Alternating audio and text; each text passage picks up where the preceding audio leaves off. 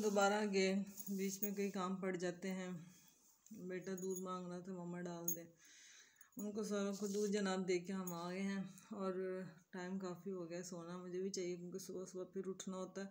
अच्छा बात थी, मैं एक्चुअल में ये करना चाह रही थी आज जो शेयर करने वाली थी, तो मैंने आपको वो चीज़ें दिखाई। दूसरा आपको पता है कि लाइफ जो होती है ना, मैंने आपको अपने बालों का राज बताया कि इन पे बड़े एक्सपेरिमेंट। ये देखें कहीं की वैसे वाइट भी आ गए यार, चल पर खैर है वाइट भी तो आने हैं। अच्छा बहरहाल क्या कहते हैं, मैं ना बेटे के लिए माशाल्लाह से आज तो बहुत बिजी डे रहा। तो इसके दादकों से वो डिमांड डिमांड डिमांड डिमांड चल रहा है कि भी हमने ये खुशी देखनी है। तो मैं क्या खुशी वेख दे बस रस्सी की करांगे। तो बहरहाल शुक्र अल्लाह का, अल्हम्दुलिल्लाह आज मुझे बहुत अच्छा लगा, बहुत ही अच्छा लगा कि जब आज मैं अपने बेटे के लिए शॉपिंग कर रही थी ना, तो मेरे दिल में बड़े ख्याल आ रहे थे। और ख़ास तौर पे ये चीज़ आ रही थी, बस कुछ होता है ना कि बंदा कहता है यहाँ आके लगा कि यार आज मेरे ख्वाब थोड़े से पूरे हो रहे बाकी किस्मत की बात है, अल्लाह ताला सबके लिए आसानियाँ पैदा करे ज़िंदगी में, है तो किस्मत की सारी बात। लेकिन जब मैंने अपने बेटे के लिए कुछ चीज़ें, मतलब उसका बेड लिया, उसके मैट्रेस, उसका सोफ़ा, उसका कमरे में अलमारी तो थी, बाकी उसकी जो डिमांड थी चेयर्स और ये वो सब लिया। अब उसकी ये डिमांड है कि मेरी जो कमरा उसको सीलिंग कहते हो, मैंने तो उसको बोला वॉलपेपर लगवा लो, क्योंकि हमारी ना सीलिंग हुई ही नहीं हुई अभी घर 2 साल तो हुए नहीं बने में। अब देखते होंगे ये सीमेंट, ये वाइट सीमेंट है अभी घर पे। मैं इतना ज़्यादा पैसा तो काफ़ी मैं लगा चुकी हूँ, लेकिन मैंने वो वाला बेसिक पैसा अभी नहीं लगाया जो लगाना चाहिए था। तो अब सोचती हूँ वैसे लगा लें।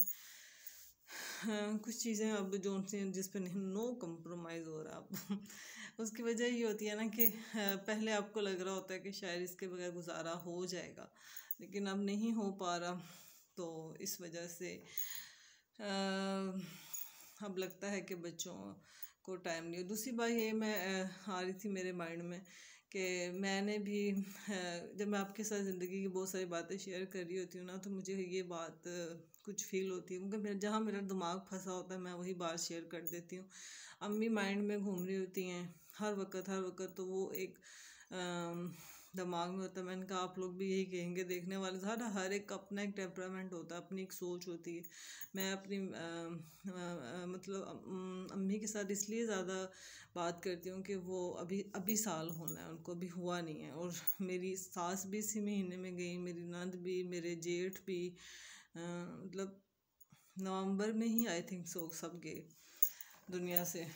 तो बहुत मतलब ये इसलिए मुझे थोड़ा सा ना, मैं उसी ड्रामे में रहती हूँ, फिर मुझे ना चाहते हुए भी मैं उसी ड्रामे में रहती हूँ। आई थिंक सो कि जब ये नवंबर गुजरना है तो थोड़ी सी बेहतरी आती है, क्योंकि हम बल्कि सारे ही आई थिंक सो होंगे, मैं इस पर नहीं कर सकती कमेंट्स, लेकिन मुझे बहुत ज़्यादा ये चीज़ें अटैक करती हैं और मैं कभी भी छुपा नहीं सकती। ये मेरा सबसे बड़ा मसला है कि मेरा फेस ही बता देता है कि इनको मसला है मैं नहीं छुपा सकती। और मेरी ज़िंदगी का ना कुछ हिस्सा कुवैत में गुजरा है, तो मैं ये बात ये करना चाह रही थी कि मैं कई दफ़ा हैरान होती हूँ कि जो मतलब मेरी ज़िंदगी का सबसे पहला जो फ़ोन था ना, वो C100 था, सैमसंग का, कलर में था। उस वक्त नोकिया का फ़ोन सबके पास होता था। कहने का बात करने का मकसद ये कि मैं उस वक्त कुवैत थी, मैंने ज़िंदगी का कुछ हिस्सा कुवैत में गुजारा है। तो उस वक्त जब मैं कुवैत में थी ना, उस वक्त मैं थी तो वैसे काफ़ी अनमेच्योर, अभी इतनी ज़्यादा मतलब छोटी लगती थी मैं, बहुत ज़्यादा इतनी सेंस नहीं थी और बच्चे भी नहीं थे अभी। तो मैं जो कहने की बात ये है सिर्फ इतनी सी कि देखिए कुवैत हो या कोई और मुल्क, देखिए मैंने तो देखा नहीं ना, तो मैं जिसके बारे में देखा मैं वो बात कर रही हूँ। देखो कुवैत में मैंने जब मोबाइल लेने के लिए गया ना, तो कुवैत की पूरी मार्केट थी। आपका जो प्लाजा है ना इस तरह के जो सरगोदे में, इस तरह के कोई 10-15 प्लाजे मिला के उनकी मार्केट बन रही थी, जहाँ पे सिर्फ मोबाइल्स थे और ख़रीदने वाले हज़ारों थे।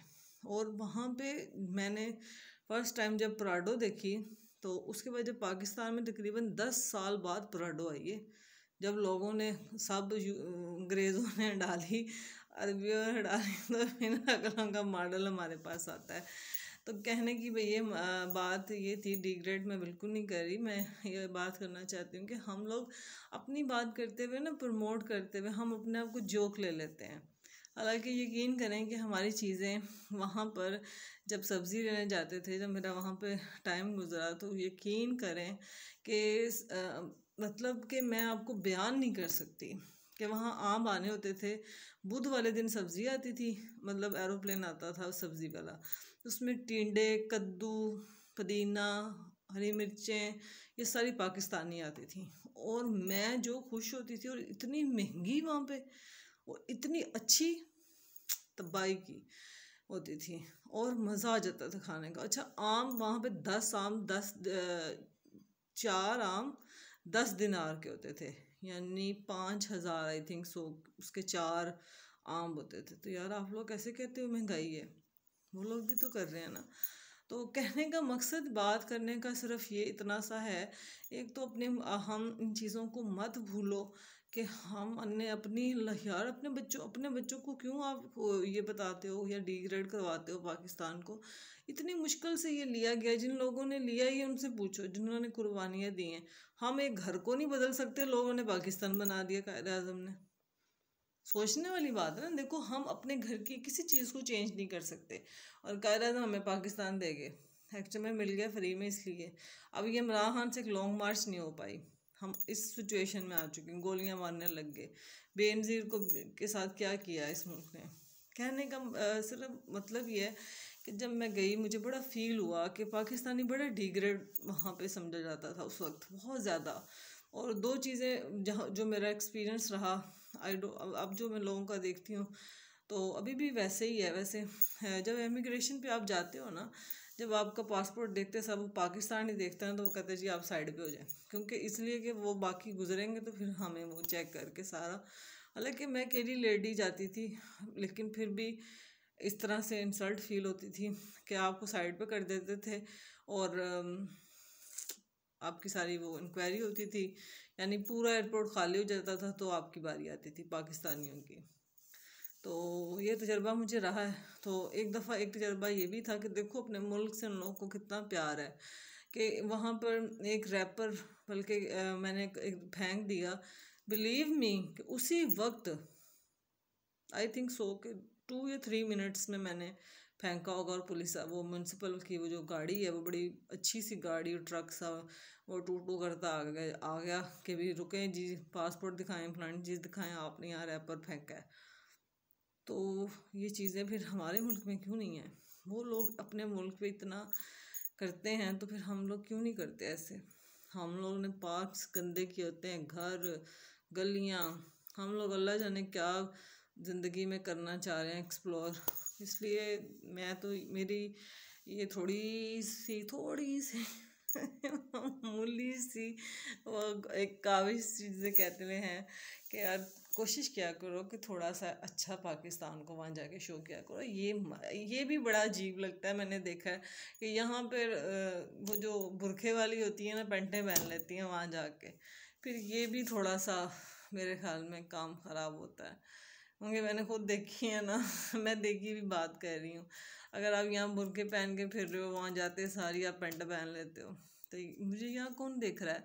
सबसे पहले ये सवाल आता है, मुझे कौन सा कुछ जानने वाला है, और हर अल्लाह तो देख रहा है। ये बात हमें तो समझ आ गई है कि देखो, और कोई देखे ना देखे, हमें इससे क्या लगे, लेकिन हमने अपने रब को खुश करना है ना, तो हमें तो अपने अल्लाह की फ़िक्र है। तो इसलिए अच्छा सोचें, अच्छा करें, इस मुल्क के लिए भी अच्छा करें, और लाइक करें, कमेंट्स करें, सब्सक्राइब करें, और जितना ज़्यादा मुझे सब्सक्राइब करेंगे मुझे मोटिवेशन मिलेगी, और मुझे फिर घर वाले कहेंगे हाँ बच्चे तू व्लॉग बना ले। वरना तो मैं व्लॉग ऐसा टॉप का बनाऊँ, ये अगर बनाने देते तो अल्लाह ने चाहा तो बनाऊँगी, वरना इतनी मेरी हेक्टिक रूटीन होती है कि आपको इतना मज़ा आए मेरी रूटीन देख के भी कि मैं, और आज तो बहुत ही हेक्टिक थी। ओके, अल्लाह का शुक्र भी है, और गुड नाइट, अल्लाह हाफिज़।